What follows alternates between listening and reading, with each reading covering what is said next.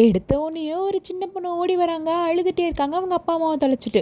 அவங்கள காப்பாற்றுறக்காக அந்த beauty கான்டெஸ்ட்டில் win பண்ண ஒரு அக்கா வந்துட்டு, தொலைஞ்சு போயிட்டேன்னு அழுகாதம்மா, கண்டிப்பாக உங்கள் அப்பா அம்மாட்ட நான் கொண்டு போய் சேர்ந்துடுறேன், நீ ரொம்ப அழகாக இருக்க, நீயும் பெருசாக என்ன மாதிரியே வருவேன்னு சொல்லி போட்டு விடுறாங்க. அதை தான் இவங்க டெய்லியுமே யோசிச்சு பார்ப்பாங்க. இவங்க தான் நம்ம ஹீரோயின், இவங்க பேர் சாரா. இவங்களுக்கு ஒரு தம்பி இருக்குது. இவங்க தம்பி பர்க்கல் அழிச்சிட்டே இருப்பான். என்னமோ ஒரு நாள் ஏதோ ஒரு பியூட்டியார் அக்கா வந்து இவ்வளோ பியூட்டின்ட்டாங்க, அதுலேருந்து அதையே யோசிச்சுட்டு இருக்கா பாரு இவ அப்படின்னு சொல்லிட்டு இருக்காங்க. டே நீ சும்மா இருடா, அந்த அக்கா சொன்ன மாதிரி நானும் ஒரு நாள் பியூட்டி கண்டெஸ்ட்டில் கலந்துக்கிட்டு நானும் வின்னாய், நானும் உலகத்திலே பெரிய அழகின்னு பேர் எடுப்பேன், எங்கள் ஸ்கூல்லேயும் பியூட்டி கான்டெஸ்ட்டில் நடக்குது தெரியுமா அப்படின்னு சொல்லிட்டு இருக்காங்க. இவங்களுக்கு ஆசையே இவங்க ஒரு பியூட்டி கான்டெஸ்ட்டில் கலந்து ஜெயிக்கணும்னு தான். எங்கள் ஸ்கூலில் வின் பண்ணவன் இவன் தான் அப்படின்னு சொல்லிட்டு காட்டுறாங்க. இவர் பேர் வந்துட்டு ஜாக். இவர் தான் இருக்கிறதுலே ரொம்ப அழகானவர் அந்த கிளாஸ்லேயே. ஆனால் அவருக்கு ஆல்ரெடி என்கேஜ்மெண்ட் ஆகிடுச்சு அந்த கிளாஸில் இருக்க ஒரு பொண்ணு கூடிய. அந்த பொண்ணு பேர் என்னென்னு பார்த்தீங்கன்னா ஜைனப் கூட வந்துட்டு இதாகிடுச்சு, என்கேஜ்மெண்ட் ஆகிடுச்சு. அவளும் பணக்காரன் இவனும் பணக்காரன், அவங்க 2 பேர் பேராக இருக்காங்க. சரி நமக்கு இதுக்கு அந்த கதையெல்லாம் அப்படின்னு நினச்சிட்டு ஸ்கூலுக்கு கிளம்பி போகிறாங்க. ஸ்கூலுக்கு கிளம்புறதுக்காக பஸ்ஸில் ஏறுறாங்க. ஆனால் பஸ்ஸில் கீழே ஏதோ ஒரு கர்ச்சீஃப் இருக்குது. அதை எடுத்து அங்கே இறங்கினவர்கிட்ட போய் கொடுக்குறாங்க. உங்களோட கர்ச்சீஃப் நீங்கள் விட்டுட்டீங்க, இந்தாங்க வாங்கிக்கோங்கன்னு சொல்கிறாங்க. அந்த தாத்தா இருந்துட்டு என்னோடதே இல்லையே இது அப்படிங்கிறாங்க. சரின்னு பஸ்ஸை பிடிக்க போனால் பஸ்ஸு போயிடுச்சு. அப்படி நின்றுக்கிட்டு இருக்கும்போது பஸ்ஸு போயிடுச்சா, சரிவா நம்ம வேணா ஒரு டேட்டிங் போகலாமா அப்படின்னு சொல்லிட்டு மூஞ்சி கிட்ட வச்சுட்டு ஒருத்தர் வந்து பேசுறாரு. அவரை போதோடனே இவங்க ஷாக் ஆகிடுறாங்க. ஏன்னா அவர் வேறு யாரும் இல்லை, அவர் ஜாக்கு இன்னும் நம்மக்கிட்ட வந்து இவ்வளோ நல்லா பேசுகிறான், இவன்லாம் அங்கே தானே இருப்பான், இவன்லாம் பெரிய ஆளாச்சுன்னு நினைக்கிறாங்க. சரி வா நான் உன கிளாஸுக்கு கூப்பிட்டு போகிறேன், டைம் ஆகிடுச்சு வா அப்படின்னு சொல்லிட்டு போகிறாங்க. 2 பேரும் ஒரே கிளாஸ் தான். 2 பேரும் கிளாஸ்க்குள்ளே வந்தோடனே ஜாக் வந்து ஹீரோயினோட கையவே பிடிச்சிருக்காங்க. அதை எல்லாரும் பார்த்து பாரு இவ வந்து ஜாக்கோட கையை பிடிச்சிட்டு வரா, இவ தான் பெரிய இவளாச்சு அப்படின்லாம் யோசிச்சுட்டு இருக்காங்க. அப்போ தான் இந்த ஜைனப்க்கு கடுப்பாகுது. ஏன்னா என்னடா நம்ம என்கேஜ்மெண்ட்டான பொண்ணுங்க கூட இவன் வந்துக்கிட்டு இருக்கா அப்படின்னு சொல்லிட்டு அந்த ஜைனப் கடுப்பாகுறா. அப்புறம் கிளாஸ் ரூமுக்கு ஒரு சர்க்குலர் வருது. இந்த மாதிரி கொண்டு வந்து கொடுக்குறாங்க. இந்த மாதிரி ஒரு பியூட்டி கான்டெஸ்ட் நடக்க போது யாரெல்லாம் கலந்துக்கிறீங்களோ அவங்களாம் பேர் கொடுங்க அப்படின்னு சொல்கிறாங்க. பியூட்டி கான்டெஸ்ட் நடக்குதா, நமக்கு ஆசை தான், ஆனால் நம்ம மூஞ்சியெல்லாம் யார் எடுத்துப்பா, நம்மளாம் பியூட்டி கான்டெஸ்ட்டில் செலக்ட் பண்ண முடியாது. ஜைனப் பாரு செம்ம அழகாக இருக்கா, அவள் தான் ஜெயிப்பா அப்படின்னு மனசில் நினச்சிட்டு இருக்க. ஜைனப் இருந்துட்டு சாரா பேசாமல் நீயே கலந்துக்கூடாது, நான் உனக்கு ப்ரமோட் பண்ணுறேன், நீ பேசாமல் கலந்துக்கோங்கிறாங்க. இவங்க வேணாங்கிறாங்க. ஆனால் எல்லோரும் சேர்ந்து இவங்க பேரை எழுதிட்டு போயிட்டாங்க.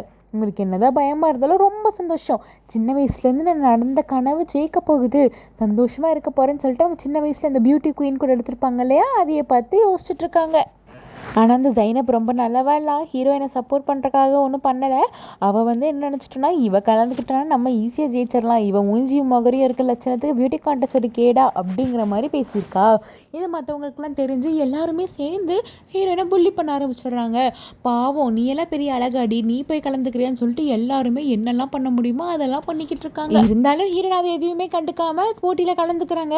நீங்கள் என்ன வேணால் பண்ணுங்கடா, நான் கலந்துப்பேன்னு சொல்லிட்டு அந்த பியூட்டி கான்டெஸ்ட்டில் பேனர்லேயே அவங்க பேர் வந்துடுது. அப்போ பின்னாடியே வந்து ஜாக்கும் ஹெல்ப் பண்ணுறாரு.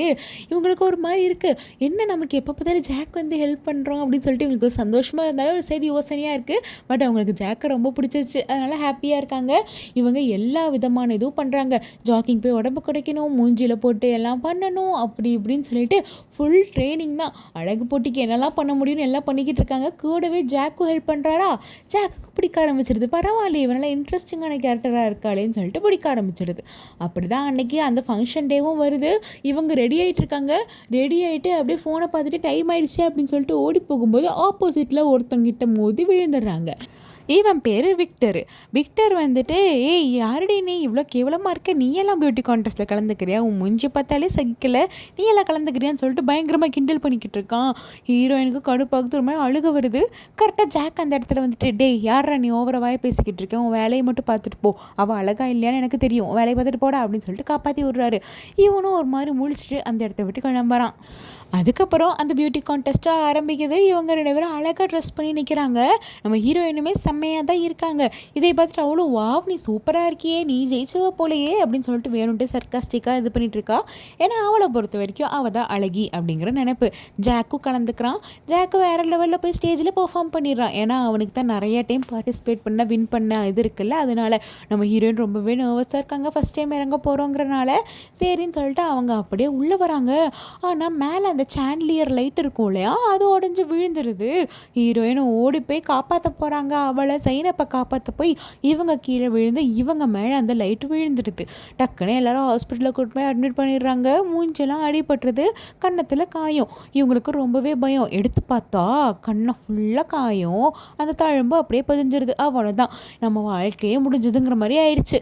ஏன்னா அங்கெல்லாம் ஒரு சின்ன காயம் இருந்தாலே அருவருப்பாக பார்ப்பாங்க.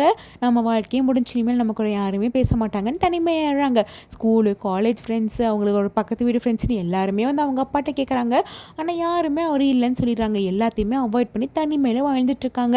ஆனால் அப்போ வந்து இவங்களுக்கு புரிஞ்சிருச்சு, எவ்வளோ நாள் தான் அப்படி தனிமையாக இருக்க முடியும், அட்லீஸ்ட் நம்ம போய் படிக்கவாச்சும் செய்யலாம், இனிமேல் தான் நம்மளால் பியூட்டி கான்டெஸ்ட்டில் கலந்துக்க முடியாதுன்னு சொல்லிட்டு ஸ்கூலுக்கு போகிறாங்க. ஆனால் ஸ்கூலுக்குமே தயங்கி தான் போகிறாங்க. மூஞ்சில் மாஸ்க் போட்டுட்டு, யாருக்கும் தெரியாத மாதிரி ஹூடி போட்டுட்டு, முடியை வச்சு மறைச்சிட்டு அப்படி தான் போய்கிட்டு இருக்காங்க. அப்படி அவங்க ஒழிஞ்சு நின்றுட்டு இருக்கும்போது அவங்க 2 பேரும் பேசுறதை பார்த்துட்றாங்க.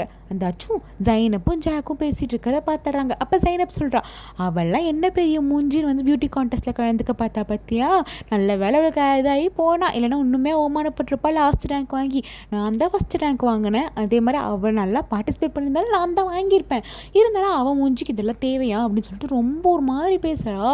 அப்படியே பேசிட்டு அவரை கிஸ் பண்ண வேற கிட்ட போயிடுறா. இதெல்லாம் பார்த்துட்டு இவங்களால தாங்க முடியல, ரொம்பவே உடஞ்சி போயிடுறாங்க. அடி பாவி, உன்னோட உயிரை காப்பாற்ற போய் தானடி எனக்கு இப்படி ஆச்சுன்னு சொல்லிட்டு மன்றி கட்ட வேலையை நினச்சிட்டு மேலே போய் நிற்கிறாங்க.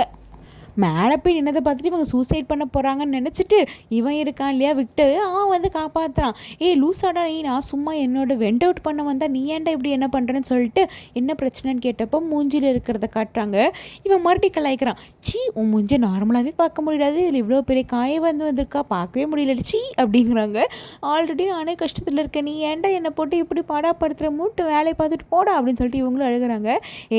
சும்மா சொன்னேன், இப்போ நான் சொன்னேன் இல்லை, நீ ஏதாவது கண்டுக்கிட்டே எனக்கு முட்டு போன்னு சொன்னேல, அதே மாதிரி எல்லாரையும் சொல்லு, உன்னோட அளவுக்கு உனக்கு மட்டும்தான் இருக்கும், அடுத்தவங்களுக்கு தெரிய வேணாம், இப்படியெல்லாம் பண்ணாத அப்படிங்கிறாங்க.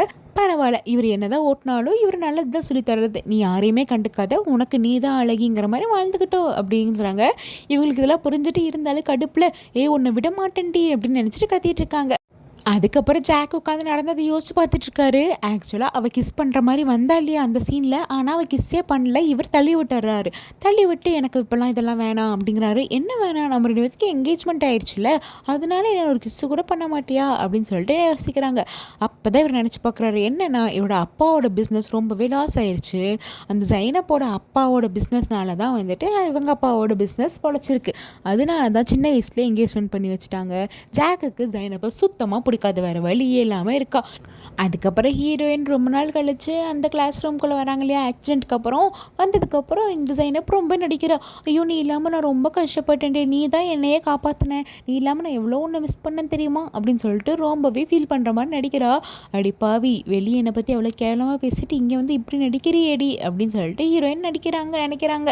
அவங்க மூஞ்சில் இருக்க காயம் யாருக்குமே தெரியக்கூடாது, தெரிஞ்சால் எல்லோரும் கிண்டல் பண்ணுவாங்கன்னு மூஞ்சில் எப்போ பாரு ஒரு பிளாஸ்டரோடவே சுற்றுறாங்க.